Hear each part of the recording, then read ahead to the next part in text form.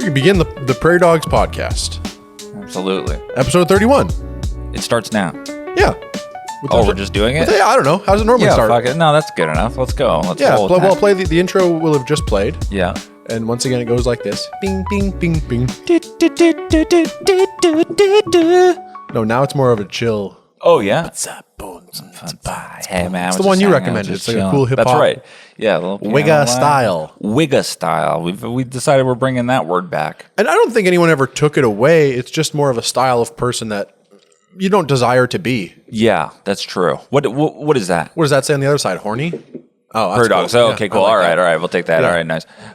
Distinct lack of knickknacks on this Yeah, episode. People will exactly. note. They'll say, "Where's the knickknack?" Yeah, but we're just doing an episode. There could be a slur written on there, and now that's what? true. Hey, knick-knack. There we go. All right. At least it's Knick-knack's written. coming in. It's got something written on it. Producer Tim, for the listener at home, has just put down a plank in front of us that says "at Prairie Dawgs." That's where you can find us. Prairie.dogs, of course. But what we can read is reserved. Yeah, we normally use it to reserve seats Yeah. for the comedy shows. And what we do, here's the trick.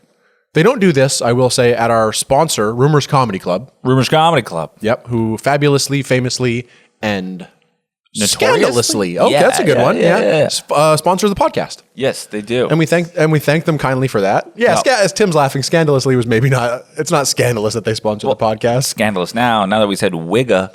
Yeah, that's true in the ad read especially. But thank them immensely for sponsoring the podcast. And I am headlining this week, You're headlining this week. Good for you, man. Tuesday and Wednesday. Nice. Yeah. Still, those are clutch dates. 2 for 1. Honestly, some of my favorite days. Usually the Tuesday is banging, and then the Wednesday is. I think they let homeless people in for free, so Nice. it's usually a pretty. They're happy to be there. Cool. It's a smelly room, but they're hot. Well, I do jokes just about how warm it is in here. Yeah. compared to outside. Yeah, exactly. But anyway, Aren't you cozy? They're, What's the deal with being so taken care of? 1,000 walkouts. Yeah.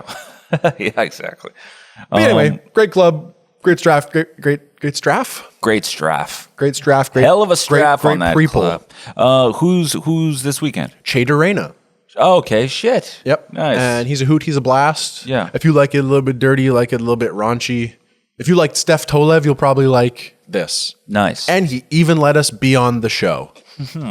So we'll see you That's there. insane. That's crazy that he let a local comic do like 8 minutes. That's a true testament to his character. Yeah. Thank He you. likely won't remember me from the No. last time we worked together, but I don't need that. I just need the stage time. Yeah, we just want a little bit of stage time. Mm-hmm. Doesn't seem that hard, but it is hard for some comics. I to just do want your that. crowd. Give me your crowd. Just I have give me- one thought there. Yeah. In terms of giving me your crowd, and I want to finish this thought that I had about Yes. what we do at this comedy club that other comedy clubs perhaps not do. We have a reserved sign, Yeah. both for if you've reserved a table, Yeah. or if people have not reserved a table. I put these on the front tables or the back tables, pardon me, so Yeah. that you have to sit at the front tables. Oh, that's smart. Yeah, Because people want to exactly. hide. People naturally want to hide. They want to sit the furthest away from the comedian because Yeah. they've seen the Matt Rife clips. They think I'm going to make fun of their wheelchair. I'm not. Yeah, they're gonna. Yeah, exactly. I think your wheelchair is lovely. Yeah, your wheelchair's fine. Your oxygen tank is fine. It's Yeah. all fine. All right, just come to the front. I'm not gonna bug you. And then because of that, you also get the worst people sitting up front. Also true. Also true. Yeah, that's one of the comedy fans you want to look out for is the one who's like, dude, let's sit in the front. Yeah, because then you're like, oh, okay, this guy's gonna. You want it too bad. Yeah, you want it too bad. Yeah. You want people to sit in the front, but you also want to have to corral them a little bit. That's all comedians do these days is herding cattle. It's always been hurting. It's always been hurting. I heard that from the first, no pun intended, heard that from when I started that the idea is you've got 200 different individual heads in the room and you're trying to combine them into one big head. One big That is simultaneously understanding what you're trying to say. Honestly, that's a good name for an album. One Big Head. Yeah. Good name for a blowjob. Yeah. Not good head, but it was one big head. You're naming your blowjobs? Well, not mine, one that I would get. Okay. That was one big head. Yeah. That Canadian blowjob band from the East, Great Big Head, Yeah, great big head. the Tragically Head. The Tragically Head. It can go on for days. Our Lady Head. Yeah. Yep. Yeah. I'm Other Head. Yeah, all kinds of good stuff. Nice. But we were talking about Give me your crowd. Give Me Your Crowd. Is that what we were talking about or something else? Wigga. Oh, Wigga. Yeah, sure we were. And I have nothing else to add. I just want to reiterate that that's what we said. It was, it's not really the kind of guy that exists anymore. Yeah, hey, well, no, they kind of exist. Well, they've kind of rebranded because those guys are kind of like Toronto mans now.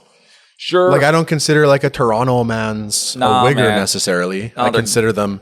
Welcome our guest for this week. Yeah. Oh, and they're gone. Who was it? Oh, all right. That's cool how those...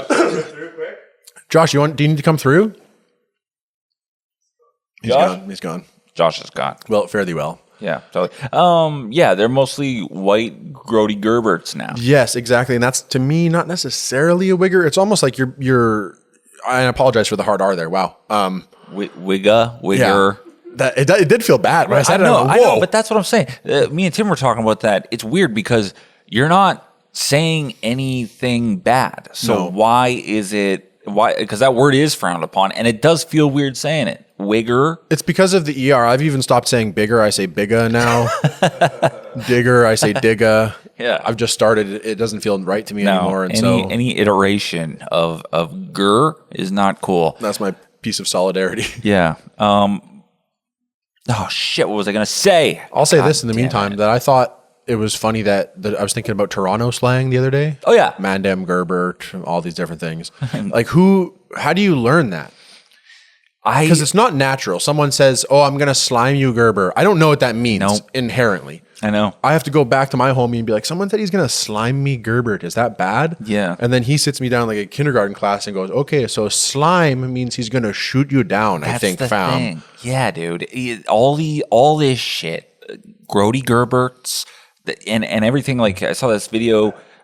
Was that? Yeah, like a Grody or a Gerber. Grody's like gross, and Gerbert I think means like goof. Yeah. Or maybe like a baby, like Gerber, like Gerber baby foods. So it's like you're a baby. I don't know. I'm not sure. That's what I mean. I'm not in Toronto. I don't have a linguistics teacher because I imagine one of them sitting all the boys down and being like, "Wagwan fellas, I'm gonna teach you what's going on." Time Gerber. to talk about the mandems, fam. Yeah. But honestly, all this shit, you're right. It has to be learned. I saw this video the other day. These guys, they're doing. Put your hand up. It's like doing like the dabs, sure, and yep. like the gang, steps though. Yeah, the steps and like the gang handshakes. And I'm like, oh damn, that looks cool. But all this shit has to be learned. So these hardened gang members at some point are behind closed doors like, okay, then you take this finger and you go like that. Practicing. They're practicing. Going slow motion, holding their friends' hands. And then you go like that. And what that means is we're from 12 block. That's from Ghost Block. Yeah, exactly. All this shit has to be learned. So, it's weird too, because it all starts with one guy. There's one guy walking out there who the first time looked at someone and said, "Man, that's a Gerbert." And then he said it for the first time. Yeah. It didn't mean anything until one guy said it, and now it took off. And then he explained it to his one friend. Yeah. His one friend. We should maybe make one. Dude, let's make one. Let's make one right now. We could probably make one. Like, okay, so if we want to make a Toronto man word, are we going Toronto mans? We can go Toronto mans. Okay, so we're trying to make a Toronto man's style word. Yeah. For, let's say, like a bad comedian, like an open mic level comedian. And like a bad one, though, not one that's earnestly trying and they're trying to get better, because that's different. Bad to be clear, when we say open micer, if you're just trying comedy and you want to get better, you're not an open micer the derogatory way. Yeah, you're not a bad, even if your jokes suck, if you're trying, dude, there's nothing wrong with that. You will never catch shit for going on stage and trying out jokes. Not from us. Nope. Do your thing. But if you're, 10 years in and you're just make people uncomfortable to be around, you stand too close, you stink too bad. Yeah, if you don't know how to hang after about a decade, then you're going to start catching some shade. And some of you operate in dog years, so a decade for you is closer to like a year and a half. That's when you overstay your welcome, but... Yeah, totally. So our word for them would be like, I think the key is that there seems to be a lot of G's.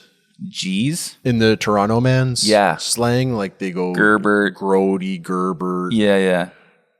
Maybe like a... I just want to go to G-O or G-A very badly. Yeah, I want to go a ga or a go. Yeah, I want to say glur.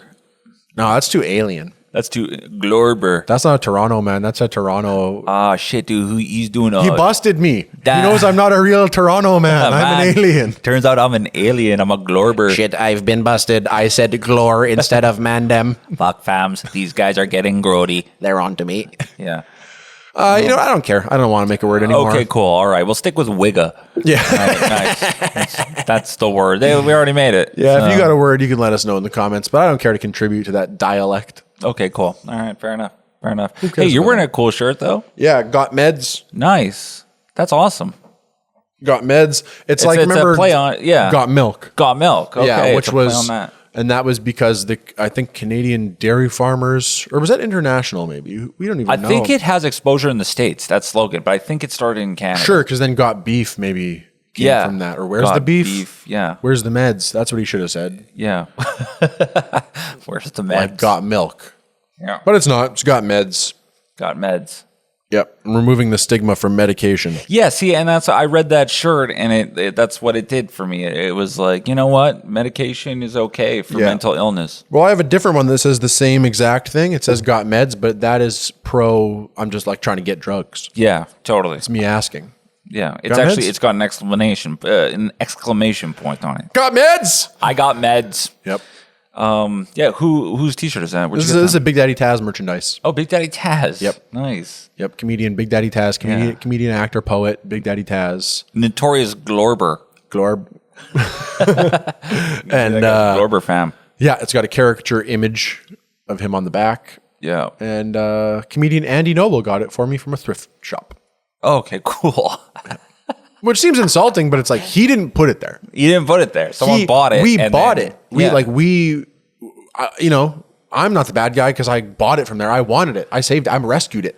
You rescued it. Yeah. Someone else bought it. They realized they didn't want it, and then they donated it. And then thrift store was like, all right, we have this now. And then Andy Noble found it. Saw it and knew immediately who would want it. Good for you. Nice. It was me. Yeah. Yeah. I think that could be a term for, and this is probably unrelated, but a term we need to invent is for a comedian who goes on stage and does more time preaching and crying on stage than actually just making jokes and having fun with the crowd. Yeah, this style of like they want a like Clapter, right? They want Clapter. They get on stage, and instead of just being funny for 45 minutes at a time, it's half an hour of them doing the Remembering the Titans speech. Is Clapter just what it's called?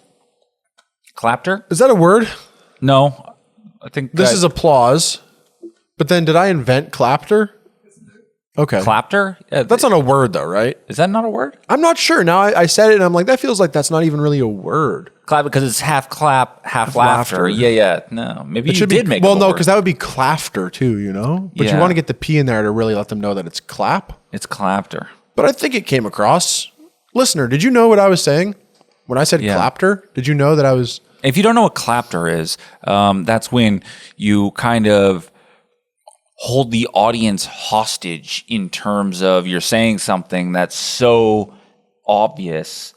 It's so agreeable. They have to agree with it. You know what I mean? Yes. Yeah. You know. Yeah. You make some sort of point like, you know, with all the division in the world right now, with the vaccine, I don't care whether you got it or whether you didn't or who you voted for. We all got to come together and agree that you shouldn't shake a baby when it's new. And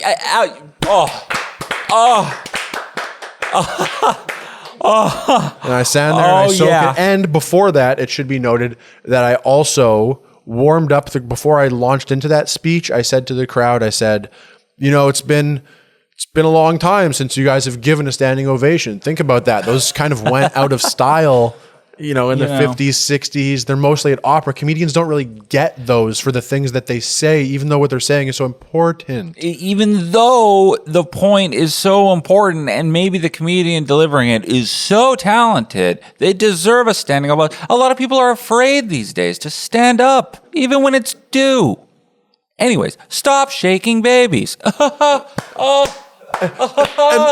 before I launch into this next story, it's more of a point than a story. And I do just want to say that it feels so good to be back home. I was just overseas in Iraq doing shows for the female lesbian troops. Oh, And they're black. And most of them are in wheelchairs. They're not very good troops, but that's why they need me. And so anyway, like I said, don't shake the baby. Thank you all. Try the veal. Tip your wait staff. I'll be here all week, unfortunately. thank you.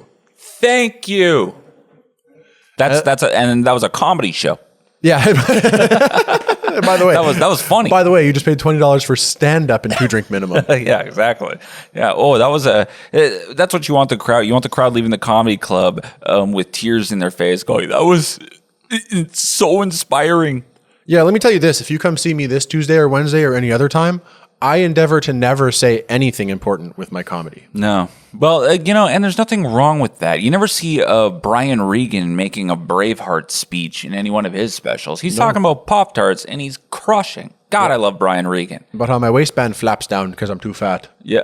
Yeah. But I stand back up and it flaps back. Oh, It's one of the all-timers. It's one of the all-timers. One of the all-timers. It's But yeah, incredible. I don't want to say anything. I just want you to leave going, yeah, that was a good use of an hour. That was a good use of an hour. And then, God damn it, that's what comedy is at the end of the day. Yeah, you should feel a little bit lighter maybe. Yeah, a Or little bit maybe lighter. not. I don't care if I made fun of your particular persuasion and that upset you in a certain way. Hey, sorry, you lost tonight. Yeah, but we're poking fun. You shouldn't. It's fun. Wheelchair man smiling. Black gay wheelchair man smiling. Yeah. You not smiling, old man?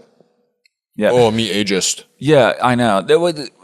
My point is, there's too many comedians out there who they'll say a joke, and then instead of laughing, the crowd's like, "Fuck yeah!" Yeah. You know what I mean? You don't really want that. What are we doing? And this goes both ways. I did sort of frame it. I don't know that I framed it either way. I don't know that person that I was playing there was on either side of the political spectrum. But both the left and the right do this. No, 100%. To be clear, it's not just people being like, and you got to support Trans Lives Matter, and the drag book reading is this Friday, and people go nuts. There's also people being like, and by the way, I'm going to the school to stop the drag reading, and they go nuts. So Yeah. No, exactly. there's dorks of this nature on either side. Totally. Not saying you can't make jokes about politics, but at the same time, you're trying to get laughs, not votes. So just, chill out on the preaching bullshit. Yeah, we're not getting elected. Yeah. No. That's why I've always said this. That's why you get hired at a job and you get promoted. You don't get elected. Yeah. Yeah, exactly. Because it's the word, like, to be elected gives you too much power. It goes to your head. It makes you fucking nuts. Yeah. The people love me. I've been chosen. Yeah, if you got elected as manager at Dollarama, you'd be a tyrant. You'd be a tyrant. You'd instantly be a tyrant. Yeah. That's why you get promoted. You'd be like, people want me. You want that Meteor Mars bar knockoff. Yeah. Oh, the knockoffs at Dollarama chocolate bars are so good. Oh, they're so good. Yeah, the payday knockoffs just called like bi-weekly or something. Like, yeah, exactly. Yeah, totally. It's not Snickers, it's Crickers. Yeah, it's not score, it's assist. That's exactly what There it was is. one. We went to Dad Hewan's bachelor party, and he bought a bunch of them to just be like, "Boys, I bought chocolate for you." Hilarious, first of all, spring for the real stuff. But then there was one of them that we couldn't figure out. Like, what the fuck bar is this? It was just called like Thor or something. We're like, what bar is this normally? Yeah. And then I tried it, and I was like, this is like crackers. What's going on? This is the weirdest nougat I've ever had. Yeah, get your nougat out. Sorry, whose dad is that? Dan Hewan. Oh, Dan Hewan. We were just talking about Dan Hewan. No We're one's going to have dad. Dan Hewan on the podcast. His YouTube's blowing up. Funny Yeah, joke. his is blowing up, and I want him to blow us up. Yeah, totally. Much So, like Benji is. We're getting some good views, Benji. Benji. Yeah, when you're right, you're right. What do Tons you of new want? Jewish followers. Absolutely. Are we going to the lore now? What are we doing? We were going to experiment with the format. We're going to bump up lore now. I don't want to rush it. I forgot about that. We can. Yeah, let's do it now. Fuck it. We were Yeah. we thought we'd maybe try a new format, which we sort of have already. We already not really abandoned ventured off it. track. We just want to do a bit of a catch up. A little behind the scenes. It's like 10 in the morning right now. We're getting an early start. So if it's, Yeah, and we're everyone's wasted. cranky. We're wasted, dude. We've been drinking since 6 in the morning. Okay, well, Drinking water. this week I wanted to talk about someone that we touched on briefly last week. So this is like a crossover episode, which is kind of fun. Don Cherry again. He's back. He's back. This is actually a Don Cherry podcast now. Ron and Don. You ever see those clips of Don Cherry? How he slams his Yeah. hands on the desk all the time? Yeah. And they underlaid piano under it, Yeah, as if he was totally. smashing a piano as He's he played playing it. and sometimes his fingers Sometimes it was just beautiful. eloquently. Yeah. Sometimes it was really beautiful. Yeah. Only when he's talking about troops, he's like, dun, dun, dun, dun, dun, Yeah. dun, dun. And then he's talking about Bobby You Orr. people! Yeah. Exactly. That was great. Yeah, so this week it's Albert Johnson, also known as the Mad Trapper of Rat River, who we touched on last week because they called in our boy Wop That's right. to help capture him. But That's he himself is quite a story. He's kind of like, from what I understand, like Canada's Unabomber, except he never bombed anything. He was just That's a very interesting take. a weird woodsy guy. Yeah, that is kind of I had never heard that before, but that's a very interesting take on it. He was a fugitive whose actions stemming from a trapping dispute eventually sparked a massive manhunt in the Northwest Territories and Yukon up in northern Canada. It was a media circus, and he eluded the RCMP for about a month, lasted over a month, and was over 240 kilometers of distance covered. 240 what? 150 miles, 240 kilometers. What do you mean that he walked? I would assume walk, or in this case, walk is probably his only option. So Shit. that's about how far he eluded them for on foot, let's That's say. pretty good. Yeah, I love a good manhunt. You ever seen the movie Fugitive? No. You've never seen Fugitive with Harrison Ford? No. And Tommy Lee Jones? No. That's outrageous. You got to see that movie. It's No, really I watch young people stuff. I was telling my parents this the other day. Yeah, I it's a love boomer movie. I love a Big Bang Theory, Young Sheldon, Young Sheldon. Younger Sheldon, Younger. Baby Sheldon, who, by the way, don't shake him. Don't shake, baby Sheldon. Yes. Yes. Someone had to say that. Hey, honey, pass my meds. Oh, you got some? Yeah. Yeah, so he's an interesting guy because he's suspected, Albert Johnson, the name, is suspected to have been a pseudonym, and his true identity remains largely unknown. Yep. They think he's maybe from Norway, perhaps Sweden. They've traced his genealogy a little bit now. They exhumed him at one point and pulled some DNA, and then they gave him some indigenous sort of ritual, as well as, Roman Catholic or whatever rites before they reburied him, because initially they just threw him in the dirt and said, Sure. God his ass. But some scientists were like, dude, this guy was really fucked up. Let's find out where he was from. Let's dig him up. I think so, because he became sort of a folk hero of, because, someone does something like this and then you catch him and you don't know who he is. It kind of leads you to be like, I'd sure like to know. How should I frame it? Is this guy a good guy or a bad guy? Is he? He's like a bad guy. But I mean, one of those lovable criminals, or actual. I mean, shithead? he's no tank dozer guy. Oh, tank dozer, dude. He's no Sky King. Sky King. You know. Hell yeah, those are two good ones, dude. Yeah, good Hell pull, yeah. good pulls, eh? Great pulls. Yeah, I saw Sky King the other day, cried again. I was Oh. like, man, you can't watch that video and not be like, he's like us. Dude, that's literally me. Yeah. If you're not familiar with the guy that stole the plane and then did a dude. backflip over Mount Rainier or whatever, and then just crashed it and said, I don't want to hurt anyone. I'm just a broken guy, man. You think you can do a backflip in this thing? Dude, he's doing barrel rolls in a jet, and Yeah. he's just the most relatable, likable guy. And then he Pretty just unbelievable. crashed it into a mountain. Wow, what a story. Yeah. Speaking of, He should have landed it, dude. He should have. Yeah. Go ahead. well, no, because then what? He even says it on the thing. He's like, it's probably jail time for life for a guy like me, huh? And they're like, tell you what, why don't you just land it? We'll figure it out. And he's like, nah, I don't think so, man. No, but he was so likable. Trump would have been like, that guy was great. That's true. Everybody loves him. That's I true. think he should walk. Yeah, he might have let him out. But speaking of movies, Yeah. this is a highly fictionalized version of this story is Charles Bronson's 81 movie, Death Hunt. Oh, man. They portray him as a sympathetic character with freedom-loving values and places sort of the RCMP as the villains trying to take down this lovable gang of misfits. What was the movie called? Death Hunt. Death Hunt. Charles Bronson was also in Death Wish, that Death Wish series. Loves death. That was dark. Yeah, no. Charles Bronson always played that guy who was, hey, I'm just a lunchbox cop trying to get home. Yep. And then some gang would fuck with him. Everyone's always getting in my damn way. Yeah, exactly. And then he would do outrageously violent things to these people, and then everyone's like, hey, he's one of us. So in July Sorry, keep going. 1931, a quiet stranger appears in Fort McPherson, Northwest Territories. Man says his name is Albert Johnson. RCMP Constable Edgar Newt Millen noted that Johnson spoke very little, had a Scandinavian accent, kept himself clean-shaven, and seemed to have plenty of money for supplies. When Millen questioned him on the 21st of July, Johnson's evasive answers convinced the Mountie that he just wanted to be left alone. You know, these rugged mountain guys that are... Hey, Newt, shut the fuck up, all right? I don't want to answer your questions, man. I have beef jerky, I have sled, I have fire. What? What? You want proof What of... do you need? I don't think you should shake baby. Why are you questioning me? The cop's like, yes, okay, you can go. A week later, Johnson disappears up the nearby Rat River, where he'd quietly built a small log cabin without ever getting the required trapping license. This alarmed local indigenous trappers, already bristling at a Depression-era outsider encroaching on traditional trap lines. By Christmas of 1931, a local Inuvialuit trapper, I don't know if that's the right word for that. Inuvialuit? Yeah, you'd think it would just be like a local Inuit, but I guess that might refer to the specific part of the country. Anyway, local trapper named William Nerisu reported Johnson to the RCMP, claiming he had been tampering with his traps. The Mounties decided to investigate. Boxing Day 1931, two RCMP officers, Constable Alfred King and Special Constable Joe Bernard, braved a 60-mile dog sled trek to Johnson's remote cabin. So just for a... Boxing Day? Well, I mean, that's back to business. I know, but boys, come on. Wait till January 3rd, like the rest of the There's world. some sales at HBC. Yeah. Hey, Johnson, you got those furs on sale? I guess that was kind of like, yeah.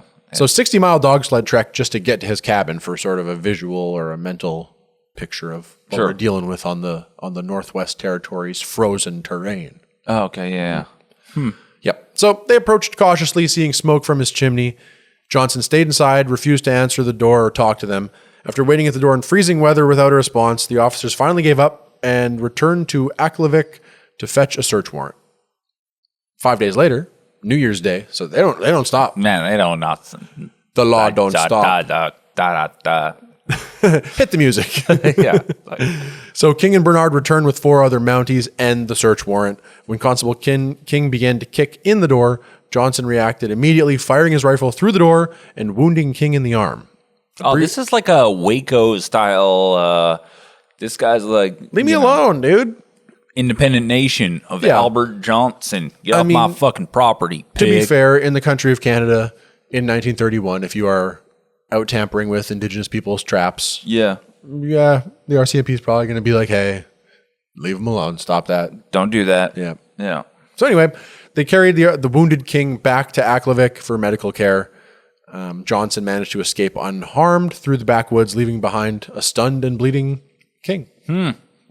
News of a Mountie shot by a crazy trapper spread pretty quickly. By January of 1932, we're of course in the new year now, newspapers were running stories about the showdown, and the mysterious Johnson earned the media nickname Mad Trapper of Rat River. It's a good name. It's one of the pretty better good. lore names to have, for sure. Yeah, honestly. But he himself vanished into the Arctic wilds, his cabin still standing. The stage was set for a manhunt. I wish I had a cool name like that. You'd be maybe like the cool Wigga of... Winnipega. Yeah, the Winnipeg Wigga. Yeah, There you totally. go. And he's cool. And he's cool. In parentheses on Yeah. the end, and he's cool. Yeah, totally. Wigga from Winnipeg. He's cool. That's my rap name. That's my rap name. So by January, the chase was on in earnest. Reinforcements poured in, and a posse of Mounties and local volunteers with sled dogs in tow. So this is a dog and foot chase, basically. We're up far enough that those are the options. Yeah. We headed back to Johnson's cabin to, see if he was had returned back to there, whatever the case was. On the 9th of January, a force of 9 men, 42 dogs, and even 20 pounds of dynamite surrounded the log cabin. Just a quick side note, you had to be a real man to exist in that time. I'm just picturing them on dog sleds hunting a man in January in northern Manitoba. It's pretty cool. Like, dude, that's insane, man. Yeah, that's how we do things. I don't leave my house until March 3rd.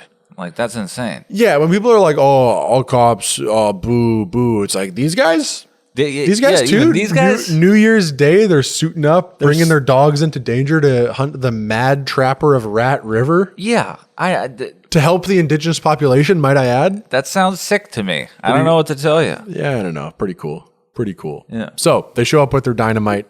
They detonate the dynamite on the roof. Smoke and splintered wood fill the air. What are they dynamiting? His cabin. Oh shit! They're like fucking nuke it, blow it So up. that's blow 'em. We don't care, which is Yeah. pretty badass too.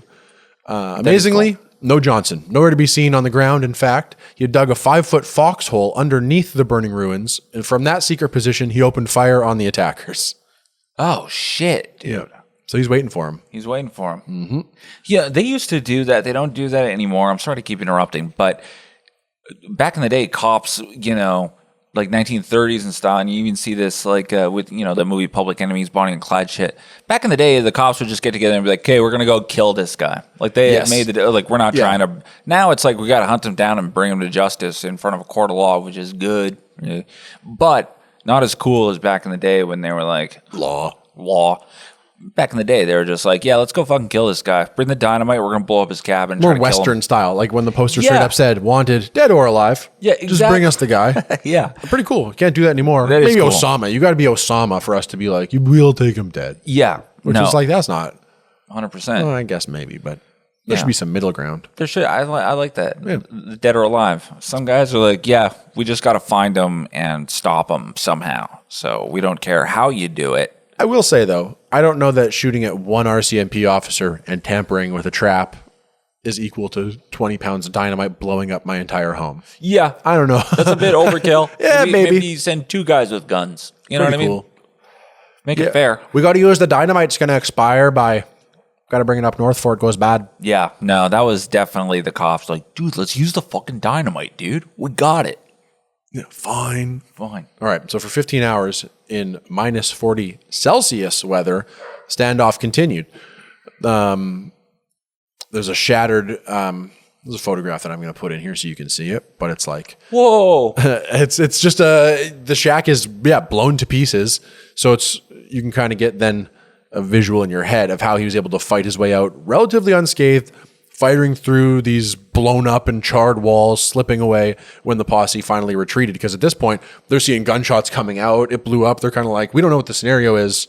Let's back off. Oh, sure. You know? Yeah. So no one on that side was killed or seriously injured, but it was clear that Johnson was almost superhumanly resourceful. So very much like, I guess almost like Tank Dozer guy in the sense that it's like he gathered all of his resources. Yeah. And now he's sort of created a fortress that's hard to. He's kind of doing some like Jason Bourne shit. He's kind of like, well, maybe not Jason Bourne, Rambo, maybe, Yeah. Yeah. So Nice. word of this epic siege had now reached far beyond the north. Newspapers were captivated, and Canadians christened him, as you heard, the Mad Trapper of Rat River. Yeah. In fact, The Winnipeg Wigga. He's cool. it even made front page news across the country, even down south in the States a little bit too. People were talking about, hey, did this guy come from here maybe? Dude, some guy's fucking going bad shit Yep. up north. It's nuts. The Mounties refused to give up on January 16th. They set up a base camp about 15 kilometers from the now empty cabin. However, Johnson was already gone. The scout reported he had quietly fled into the surrounding tundra in the dead of night.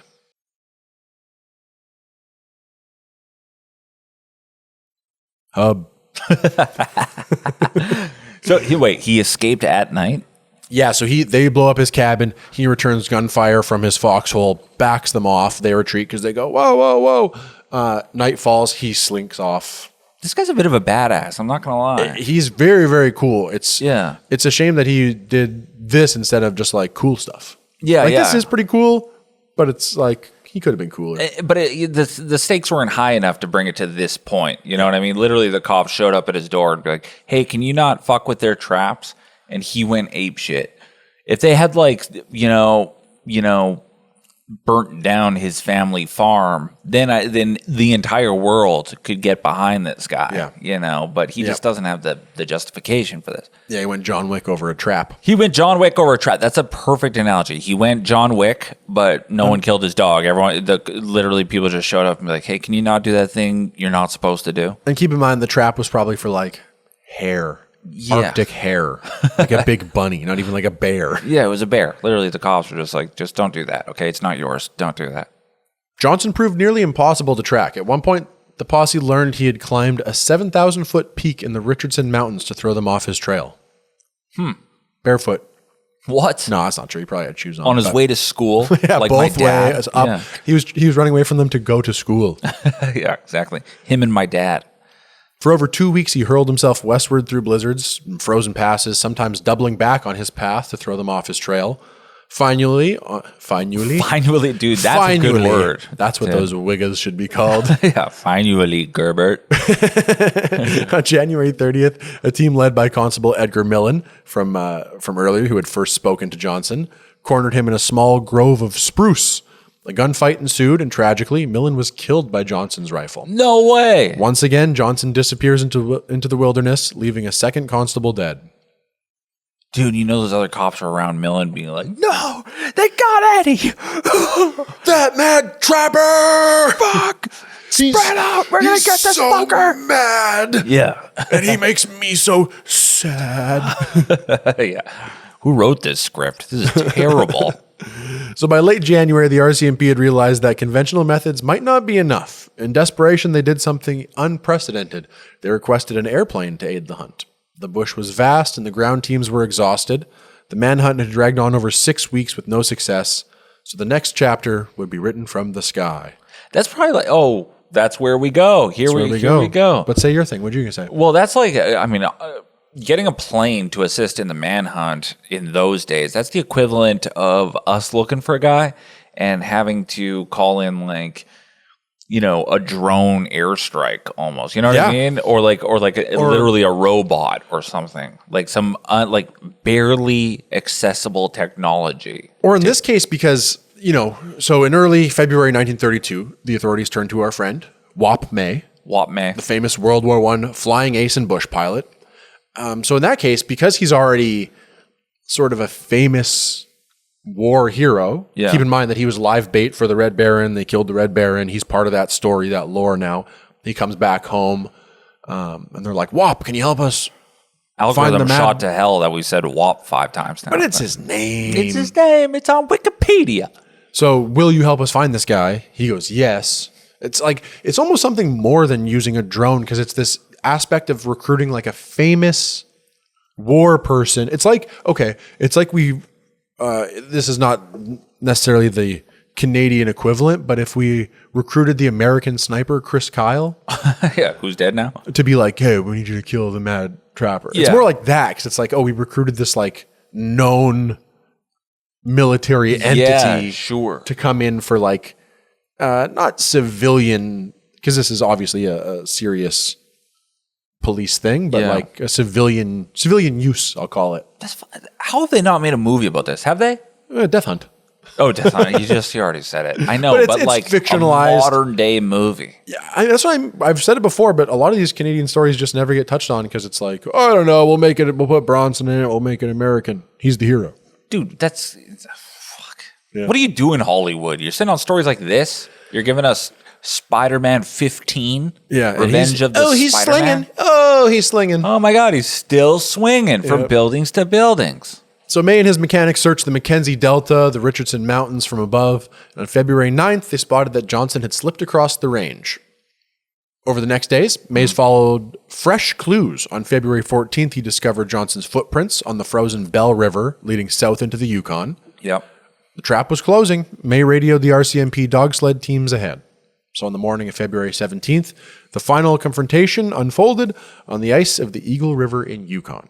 Damn. Large posse of Mounties and special constables close in on him, close in on Johnson, who was a few hundred yards ahead on the ice river. Seeing them, Johnson takes off running towards the riverbank, but without snowshoes, he had little traction on hard ice. So he's cartoon. Fierce gun battle erupted. That's not as cool as the movie. They're not going to put that in the movie. That's what I mean. They're not going to put him. Well, maybe, because it's like he's going to get away, but he's slipping. He can't get traction. Oh, sure, yeah. That's intense. That could be an intense scene. Yeah. Yep. So a gun battle erupts, and according to reports, Special Constable John Moses fires the shot that hits Johnson in the left pelvis. My nut. Damn. The bullet passed through vital organs. Johnson collapsed and died almost instantly on the ice. In the crossfire, veteran Constable Alfred King was seriously wounded by a ricochet. The hero pilot, Wap May, who was circling overhead, landed his plane and flew the injured King out to medical care, undoubtedly saving his life. Oh, So double win for Wap May. hell yeah, Wap. Yep. With Johnson dead, the hunt was finally over. RCMP officers found that in 33 days on the run, he had covered over 137 kilometers from his cabin, burning an incredible 10,000 calories a day just to survive. Hell yeah. Dude, new diet starts today. The Albert Johnson. Manhunt diet. Yeah. I'm on a run. This is called the Mad Trapper diet. Okay, so on day one, you're going to eat nothing but sausage and you're going to shoot a cop. And then run. And then run. So a search of his body revealed he was carrying over $2,000 in American and Canadian cash, some gold nuggets, a compass, a razor, fishing hooks, even a dead squirrel and a bird. Dead squirrel, okay. For eating. Oh, okay. Yeah, he'd stocked food for survival. His teeth had high-quality gold fillings, and his clothing was sturdy but plain. In short, he was not some penniless drifter, but he had money. All of this Weird. deepened the mystery. Why would a well-off man travel alone into the Arctic, cut trap lines, and shoot Mounties? Dude, I was going to say this before. I feel like sometimes, like, it sounds like this guy was just bored. You know, he needed a story. He's trapping, he's got money, and because, like, the cops show up at his door, and, you know, they're there to tell him is, hey, man, like, don't touch that trap. Just don't do that. So he responds by blasting a hole through the door with his rifle. It sounds like to me like this guy was like, I want to be in a movie. You know what I mean? I want to be an action star. And I think that he took something and he ran with it. I don't know why he ended up where he did as far as being in the Northwest Territories. And it seems that there's, you know, some lore that he spent time in different parts of the country. They did do DNA as late as in 2007, they extracted DNA. And then in 2021, they traced his origins to Sweden, but his exact identity is still unknown. Yeah. So how does he come from Sweden all the way over here, British Columbia, up to the Northwest Territories, and for what? Yeah. Like just to, I think maybe just be alone. Weird. Because he was so resourceful. He knew how to live in snow holes to sleep. He knew how to hunt bird and squirrel and, you know, evaded RCMP and like resourceful indigenous guides for kilometers and kilometers at a time. Yeah. I think he just wanted to be alone. And when they knocked on his door, he was like, for real, leave me alone. And when they came back, he was like, all right, I'll fucking make you leave me alone. Yeah. No, some guys don't give a shit. Some guys will, especially some of these like independent types, you know what I mean? They're not fucking around when it comes to leave me alone. They'll put rounds in you. They don't have meds. Nope. You know what I mean? And which is so important. Hey, if you're feeling like you need to shoot a Mountie and go on the run in the Northwest Territories, reach out to someone. oh, yes, someone needed to say that. And that's just a sampling of what you'll get at my comedy show at Rumors Comedy Club. Nonstop Clapter. Yeah. Dude, So I will pay you cold hard cash to go up there and say, do not shake a baby within the first 5 minutes. all right. I I might open with that. Yeah. I'll open Hey, with it. I guys. don't care. Listen, I know society's fucked up right now. You know, society's fucked up. But I don't know if you're one of these people. I don't know who needs to hear this right now, but you can't be shaking babies. All right. Especially in public. All right. Don't be doing that. I might open with all right, I'll leave you with this. Yeah. There you go. Get him on that. There's tons of books, fiction and nonfiction that have been written about him. There is a film, The Mad Trapper. It's a highly fictionalized film. It's a British made-for-television docudrama. It's the Brits that are always like, "Oh, what an adventure that was!" Oh, man, that's quite a story, isn't it? That Wigga went all the way to the north. Shit, Wigga a little cool though, ain't he? Where's he from? Winnipeg? What's his name? That film portrayed Johnson as a man who lived in peace and harmony with wild animals, similar to Johnny Appleseed. He was a trapper. He killed animals for a living. They portrayed it that his initial interference with those traps was because those trappers were being inhumane. Oh, he was the good guy. rewrite the story. Like, come on, give me a break. Yeah. No, what you know who should make this movie is the guy who did the Revenant. Revenant? Revant. Revant. Revenant fam. Yeah. Yeah, what I don't know, but that was Leo a dope, or that- the director you're talking? yeah, the director and Leo, because that sure. was one of the coolest. Like, you know, Tom Hardy was badass in that. Who would you like to see Leo as Johnson? I think Tom Hardy would be a good Johnson, and I think Leo would be a good Millen, the guy, the cop who bites sure, it. yeah. You know what I mean? Because Oh, that's yeah. a pivotal point in the movie is when Johnson and Millen square off. Or Leo could be WAP. You know Leo what I mean? might be WAP. I think like a Tom Holland would be a WAP. Tom Holland? Like just kind of like a cute, kind of like Twinkie style. Is that what WAP looked like?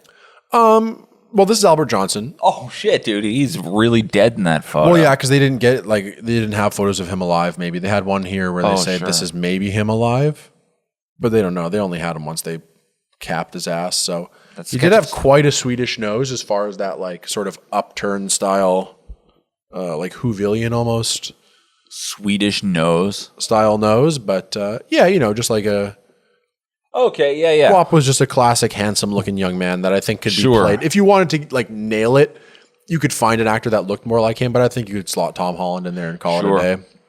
Andrew Garfield probably weasel his way in because that guy Yeah. weasels his way in. Yeah, he does a good accent of most, you know, Andrew Garfield? yeah, Chinese, Jamaican. Yeah, but he always looks like he's on the verge of crying. You know, what he really crushed was his role in The Social Network. He was Yeah. that was really good. That Great scene flick. where he confronts Mark Zuckerberg, legendary scene. Yep. But then when he's you know, there was a couple of scenes where he's just in what was that Mel Gibson war movie that he did? Passion of the Ridge? Christ. No. Yeah. The most historic war of all. So yeah, the The spiritual one for our war. eternal souls. Yeah. No, the war where he's like a medic in the army, Mm. and it's like a Ridge movie. The battle scenes are just terrible in that movie.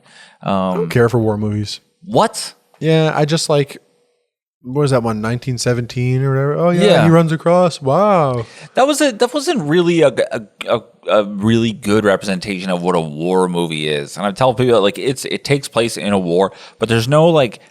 It's not a battle scene. It's the story of one guy. You don't see any actual battle scenes. Right. We're not talking Thin Red Line, Saving Private Ryan, Platoon, Hurt Locker. Well, even Hurt Locker. It's more of it's a character piece. But like Hamburger Hill, there's a good war Hamburger movie. Helper. Hamburger Hill is dope. You ever seen Hamburger Hill? No. Oh, it's these guys in Vietnam who have to try to take this one hill in Vietnam, and they keep trying and keep trying. The hill and in they can't Vietnam is do it. called Hamburger Hill. Well, that's what they called it. Hamburger Hill. Don't take Hamburger Hill. Dude, let's not do that. All right, cut that. We just launched them. The rest of the show is just us talking. All right, that 40 seconds is on Patreon. Yeah. Hamburger I forgot Hill. what I was going to say. Tell me about Hamburger Hill. Oh, Hamburger Hill. They call it Hamburger Hill. Hamburger Hill. Hamburger Hill because they it turned guys into hamburger. Oh, is that why? Yeah. Oh, wow. Totally. It's a good war movie. The Burger Hill. Yeah. Like from Pink Panther. The Burger. The Burger Hill. What else was they going to talk about? I don't know, man. What am I in your head? If I was in your head, I'd be saying this. Hamburger Hill. I'd be trying to get you. That's literally all I can think about now is because I want to do it. Hamburger Hill. It's fun. What time are we at? That's how they would say it. 50. Yeah. Oh, okay. Well, we can wrap it up then. It's pretty much a wrap, folks. Okay, cool. Well, God damn it. I had Albert another thought. Johnson, but it's just, the mad trapper yeah, dude. of Rat River. I kind of used to glorify guys like that, like him and Ted Kaczynski. We're like, man, yeah, dude, they had it with society, and then they moved into the woods, and then they fought the system from off the grid. And that's what I'm going to do one day. I'm going to move to the woods. But, like, I'm terrified of nature, and honestly, I kind of like the system. Yeah, system works. The system. System works. At least it works in my favor, at the very least. I like to scroll. I like to order food. I'm just a slave, and I'm happy with it. I have no complaints anymore. I like it. I'll go to the Matrix or whatever. Yeah, I've never seen it. I'm not sure if they say the Matrix is bad, but yeah, I think it's good. I think it's good. It's a story of a really good computer program that serves everybody. But it's so much work to live off the grid. Like, I mean, this guy, Yeah. do you know how hard that would have been? Walking through the woods, through blizzards, eating jerky. You know what I mean? So.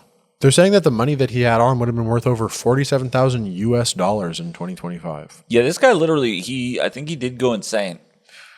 Could be, because, I mean, they called him the Mad Trapper, but maybe he had that lead poisoning on the head from wearing those raccoon hats back in the day. Remember that? That's true. They used to literally go mad from, that's hatters, but this is a trapper. Oh, is or that maybe what he had a hat on? Is that We don't know. Is that what it is? Yeah, hatters used to make, use a certain like thing to cure the fur, I guess, and then they would put it on their head and it would make them go insane. Oh, shit. Yeah. Huh. I didn't know that. Mad Hatters. I'm learning all sorts of shit on this show. Dude, you're headlining Rumors tonight and tomorrow. I guess tonight when this episode comes out. Yeah, so come Tuesday see and that Wednesday. for live stand-up comedy. Just good-ass regular stand-up comedy. Yeah. Yeah. No, absolutely. I'm not going to tell you nothing. I'm not going to preach you nothing. Honestly, there are some very special moments being created at live comedy. Not shit that you look at on the reels. Not shit that you find on YouTube. But literally face to face with the person, an actual moment that you're having with a group of people. Nothing will ever touch that. No, last week at Rumors, a man fell, bonked his head. Hey, you don't get that at home. What was that about? What happened? He came in, I think, I mean, I don't want to speculate or malign the man, but I think he came in. I think he came in on something. He had Whether some it be meds. edibles or medication or nefarious drugs. Sure. And then, right towards the end of the show, the show's pretty much over. JR went back up for his encore sort of segment / bit. And He went back on?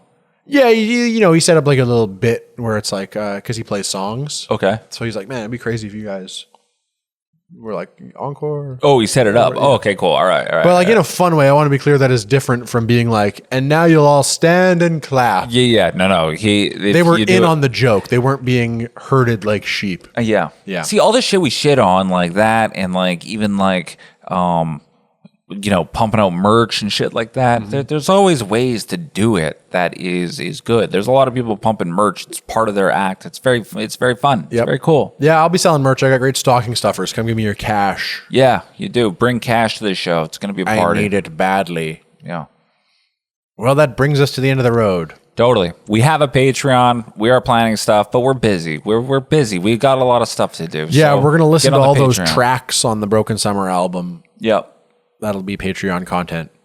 Broken Summer, Stage 5 Clinger. Pretty close. We'll overlay that on top of songs. Yeah, totally. I love that shit. And then maybe we'll make it so you can download the MP3s or something. I don't know. Yeah. I'll make it so you can have them. I'll put them on USBs and send them to all the Patreons. Yeah. And there'll be bonus content on the USBs, like photos of Albert Johnson deceased. Yeah, exactly. We'll have it'll be snuff photos and someone's emo album from 20 years ago. Yep.